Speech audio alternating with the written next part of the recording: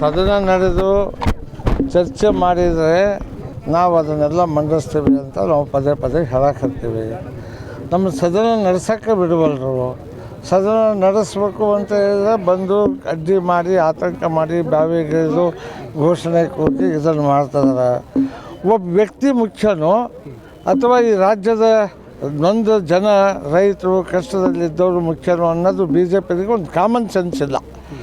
ಅದಕ್ಕಾಗಿ ನಾವು ಕರೆದು ಮಾತಾಡೋಣ, ಏನಾಗಿದೆ, ಅದಕ್ಕೇನು ಮಾಡಬೇಕು, ಅದಕ್ಕೂ ಎಲ್ಲದಕ್ಕೂ ಪರಿಹಾರ ಇದೆ. ಅದಕ್ಕೆ ಇದು ಚರ್ಚೆ ಮಾಡೋಣ ಅಂತ ಹೇಳಿದರೆ ಅವರು ಸದನ ನಡೆಸೋಕ್ಕೆ ಬಿಡ್ತಾ ಇಲ್ಲ. ನಾವು ಕೂಡ ನಿನ್ನೆ ಮಹಾತ್ಮ ಗಾಂಧೀಜಿಯವರ ಪ್ರತಿಮೆ ಎದುರುಗಡೆ ನಮಗೆ ಸದನ ನಡೆಸೋಕ್ಕೆ ಬಿಡ್ತಾ ಇಲ್ಲ ಅಂತ ನಾವು ರೂಲಿಂಗ್ ಪಾರ್ಟಿ ಇದ್ದರೂ ಸಾರ್ವಜನಿಕರಿಗೆ ನಮ್ಮ ಅಳಲು ಗುರ್ತಾಗಬೇಕು. ಕಾಂಗ್ರೆಸ್ನವರು ಇವತ್ತು ಎಲ್ಲದಕ್ಕೂ ತಯಾರಿದ್ದೀವಿ ಬರ್ರಿ ಅಂದರೆ ನಮ್ಮ ಮಾತು ಕೇಳ್ತಾ ಇಲ್ಲ, ನಮಗೆ ತೊಂದರೆ ಮಾಡ್ತಾ ಇದ್ದಾರೆ. ಈ ರಾಜ್ಯದ ಜನತೆ, ಈ ದೇಶದ ಜನತೆ ಗುರ್ತಾಗಬೇಕು ಅನ್ನೋ ಉದ್ದೇಶದಿಂದ ನಾವು ಸದನವನ್ನು ಏನು ಸ್ವಲ್ಪ ನಡೆಸ್ತಿದ್ದೀವಿ. ಅವರು ಯಾರೂ ಭಾಗವಹಿಸ್ತಾ ಇಲ್ಲ. ನಾವು ಹೌದು ಹೌದು ಅಂತೀವಿ, ಹೌದು ಅಂತ ಪಾಸ್ ಮಾಡ್ಕೊಳಕ್ಕೆ ಹತ್ತೀವಿ. ಆದ್ದರಿಂದ BJPಯವರು ಅವ್ರ ಕಡೆಯೂ ಎಷ್ಟೋ ಕ್ರಿಮಿನಲ್ಗಳು, ಎಷ್ಟೆಷ್ಟೋ ಜನ ಯಾರ್ಯಾರೋ ಇದ್ದಾರೆ.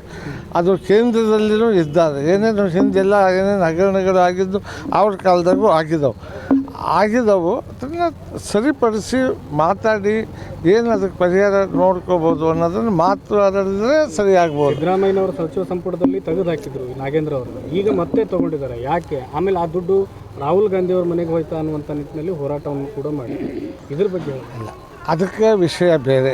ಅದನ್ನು ತಗೊಂಡಿದ್ರು, ತೆಗೆದು ಹಾಕಿದ್ರು, ಮತ್ತೆ ಈಗ ತೊಗೊಂಡಿದ್ದಾರೆ.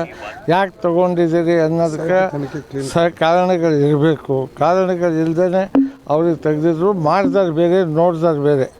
ಇವರು ಆ ಸಂದರ್ಭದಲ್ಲಿ ಇದ್ದಿದ್ದಿಲ್ಲ.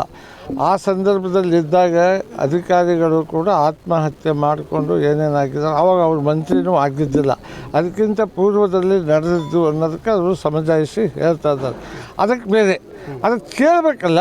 ಕೇಳಿ ಏನಾಗಿದೆ, ಏನು ಹೋಗಿದೆ ಅನ್ನೋದಕ್ಕೊಂದು ಪ್ಲಾಟ್ಫಾರ್ಮ್ ಇದೆ. ನಮ್ಮನ್ನು ಎದಕ್ಕೆ ಕಳಿಸಿದ್ರು ನೀವು? ನಮ್ಮ ಸಮಸ್ಯೆಗಳೇನಿದ್ದಾವೆ, ಅವ್ರ ಸಮಸ್ಯೆಗಳೇನಿದ್ದಾವೆ, ಅದಕ್ಕೆ ಲಕ್ಷಾಂತರ ಜನ ಆಯ್ಕೆ ಮಾಡಿ ನಮ್ಮನ್ನು ಜನಪ್ರತಿನಿಧಿಗಳಾಗಿ ವಿಧಾನಸೌಧಕ್ಕೆ ಕಳಿಸಿದ್ರೆ, ವಿಧಾನಸೌಧದಾಗ ನೀವು ಈ ನಮೂನೆ ಮಾಡಿದರೆ ಏನು ಮಾಡೋಕ್ಕಾಗತ್ತೆ? ಆದ್ದರಿಂದ ಬರಗಾಲದ ಬಗ್ಗೆ ಚರ್ಚೆ ಆಗಿಲ್ಲ. ಆದ್ದರಿಂದ ಕೇಂದ್ರದ ಮೇಲೆ ಜವಾಬ್ದಾರಿ ಇದೆ. ಮಳೆ ನಾನು ಹೇಳಿದ್ದೇನೆ, ಕೆಲವು ಕಡೆ ಅಂತೂ ಮಳೆ ಆಗೇ ಇಲ್ಲ. ನಮ್ಮಲ್ಲಿ ಸ್ವಲ್ಪ ಹಸಿರು ಬರ ಅಂತ ಮೊನ್ನೆ ಹೇಳಿದ್ರಿ. ಹಸಿರಾಗಿದೆ, ತೆನೆ ಇಲ್ಲ, ಕಾಳಾಗಿಲ್ಲ. ಶೇಂಗಾನು ಹಸಿರಿದೆ. ಕಿತ್ತು ನೋಡಿದರೆ ನೀವು ಕೂಡ ಮೊನ್ನೆ ನಮ್ಮ ಅರಬಗೊಂಡ ಮತ್ತು ಅಳಲ್ಗೆರೆ ಒಳಗೆಲ್ಲ ನೋಡಿದರು. ಆದ್ದರಿಂದ ಸರಿಯಾದ ಪರಿಸ್ಥಿತಿಯೆಲ್ಲ ಬರಗಾಲ ಡಿಕ್ಲೇರ್ ಮಾಡಬೇಕು ಅಂತ ಹೇಳಿ ನಾವು ಕೂಡ ಒತ್ತಡ ತಂದಿದ್ದೇವೆ. ಅದು ಚರ್ಚೆ ಇನ್ನೂ ಆಗಕ್ಕೆ ಬಿಟ್ಟಿಲ್ಲ. ಚರ್ಚೆ ಆದಾಗ ನಾವು ಚರ್ಚೆ ಮಾಡ್ತೀವಿ. ಜಿಲ್ಲಾಡಳಿತದಿಂದ ಪ್ರಸ್ತಾವನೆ ಸಲ್ಲಿಸಲಾಗಿದೆಯಾ? ಜಿಲ್ಲಾಡಳಿತದಿಂದ ಪ್ರಸ್ತಾವನೆ ಸಲ್ಲಿಸಿದ್ದೇವೆ. ಎಲ್ಲರಿಗೂ ಗೊತ್ತಿದೆ, ವಾಡಿಕೆಯಂತೆ ಎಷ್ಟು ಮಳೆ ಬರಬೇಕಾಗಿತ್ತು ಅಷ್ಟು ಮಳೆ ಆಗಿಲ್ಲ. 40%ಗಿಂತ ಹೆಚ್ಚು ಮಳೆ ಆಗಿಲ್ಲ ವಾಡಿಕೆಗಿಂತ. ಆದ್ದರಿಂದ ಅದೆಲ್ಲದು ನಮ್ಮ ಮಾಪನಗಳದಾವೆ. ಎಷ್ಟು ಮಳೆ ಆಗಿದೆ, ಏನಾಗಿದೆ ಅನ್ನೋದು ಎಲ್ಲದೂ ಕೂಡ ಗೊತ್ತಿದೆ. ಆ ಪ್ರಕಾರ ನಾವು ತಯಾರಿದೆ. ಸರ್, ಈಗ ರಾಜ್ಯದಲ್ಲಿ ಸಕ್ಕರೆ ಮತ್ತು ಬೆಲ್ಲದ ದರ ಏಕಾಏಕಿ ಏರಿಕೆ ಆಗಿರುವಂಥದ್ದು ಏನು ರೀಸನ್ ಸರ್? ಅದು ನಮಗೂ ಗೊತ್ತಿಲ್ಲ ರೀ. ಕೃತಕ ಅಭಾವ ಯಾವ ರೀತಿ ಮಾಡಿದ್ದಾರೆ ಏನೋ. ಈಗ 2-3 ದಿವಸದಿಂದ ಅದು ಜಾಸ್ತಿ ಆಗಿದೆ. ಈಗ 36-37 ರೂಪಾಯಿ ಇದ್ದಿದ್ದು 38 ರೂಪಾಯಿ ಇದ್ದಿದ್ದು ಇದಕ್ಕಿದ್ದಂಗೆ 60 ರೂಪಾಯಿಗೆ ಬಂದಿದೆ. ನಾನು ಪತ್ರಿಕೆಗಳಲ್ಲಿ ನಾನು ನೋಡಿದೆ 60 ರೂಪಾಯಿ ಬಂದಿದೆ. ಈ ಕೆಲವು ಸಗಟು ವ್ಯಾಪಾರದಾರರು ಅಭಾವವನ್ನು ಸೃಷ್ಟಿಸಿ ಈಗ ಇನ್ನೊಂದು ಹೇಳ್ತಾರೆ, ಮಿಥಾನಾಲ್ ಚಾಲೂ ಮಾಡಿದ್ರಿಂದ ಸಕ್ಕರೆ ಎಥನಾಲ್ ಚಾಲೂ ಮಾಡಿದ್ರಿಂದ ಆ ಸಕ್ಕರೆ ಅದು ಆಗ್ತಕ್ಕಂಥದ್ದು ಅಲ್ಲಿ ಅದು ಇದು ಆಗ್ತಾಯಿದೆ.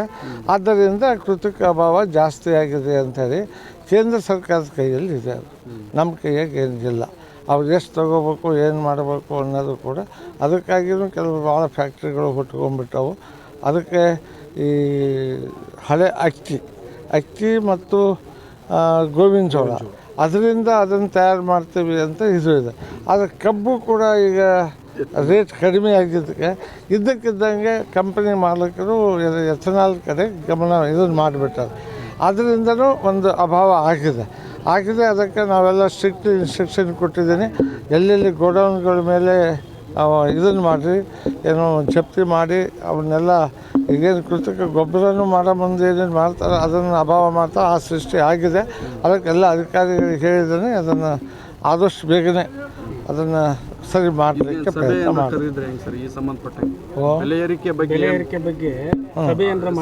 ಇಲ್ಲ, ಮಾಡಿಲ್ಲ. ಇದು ಆಗಿರೋದೇ ಒಂದು 3-4 ದಿವಸದಿಂದ. ನಾವು ಸದನದಲ್ಲಿ ಬ್ಯುಸಿಯಾಗಿದ್ದೇವೆ. ಮುಂಜಾನೆಯಿಂದ 2 ಸದನದಲ್ಲಿ ಕ್ವಶನ್ನು ಆನ್ಸರು, ಗಮನ ಸೆಳೆಯುವ ಸೂಚನೆ ಅವೆಲ್ಲ ಬರ್ತಾ ಇರೋದ್ರಿಂದ ನಾನು ಕೂಡ ಬ್ಯುಸಿಯಾಗಿದ್ದೇನೆ. ಇವತ್ತು ಸೋಮವಾರಕ್ಕೆ ನಾನು ಒಂದು ಸಭೆ ಕರೆದು ಏನು ಮಾಡಬೇಕು ಮಾಡ್ತೀನಿ.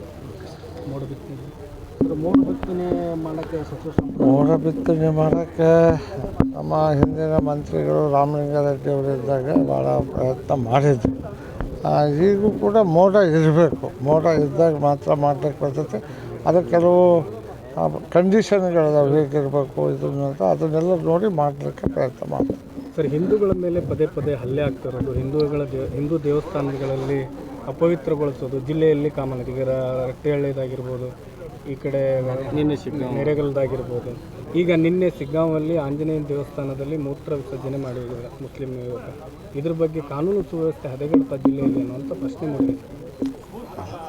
ಅದೆಷ್ಟಕ್ಕೆ ಕಾನೂನು ಸುವ್ಯವಸ್ಥೆ ಹದಗೆಡ್ತೈತೆ ಅಂತ ಗೊತ್ತಿಲ್ಲ. ಯಾವನೋ ಕುಡಿದು ಏನೋ ಮಾಡಿಕೊಂಡು ಮಾಡಿದರೆ ಅದು ತಪ್ಪು. ನಾವು ಅದ್ರ ಬಗ್ಗೆ ನಾನು ಇದನ್ನು ಮಾಡಲಿಕ್ಕೆ ಹೋಗೋದಿಲ್ಲ.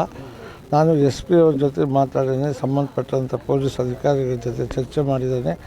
ಆದಷ್ಟು ಕಾನೂನಿನ ರೀತಿಯಲ್ಲಿ ಅವನಿಗೆ ಏನು ಮಾಡಬೇಕು ಅದೆಲ್ಲ ಮಾಡಿರಿ. ಅದಕ್ಕೆ ಯಾರ್ದು ಕೂಡ ನಮ್ಮದು ಇದು ಇಲ್ಲ. ಯಾಕಂದರೆ ಇವೆಲ್ಲ ಆಗಬಾರ್ದು. ಈಗ ಸುದೈವಕ್ಕೋ ಏನೋ ಹಾವೇರಿ ಒಳಗೆ ಮಹಾತ್ಮ ಗಾಂಧಿ ಚೆಂಡೆ ತೆಗೆದ್ರು. ಅದು ಭಾಳ ದೊಡ್ಡ ಇಶ್ಯೂ ಆಗ್ತಿತ್ತು.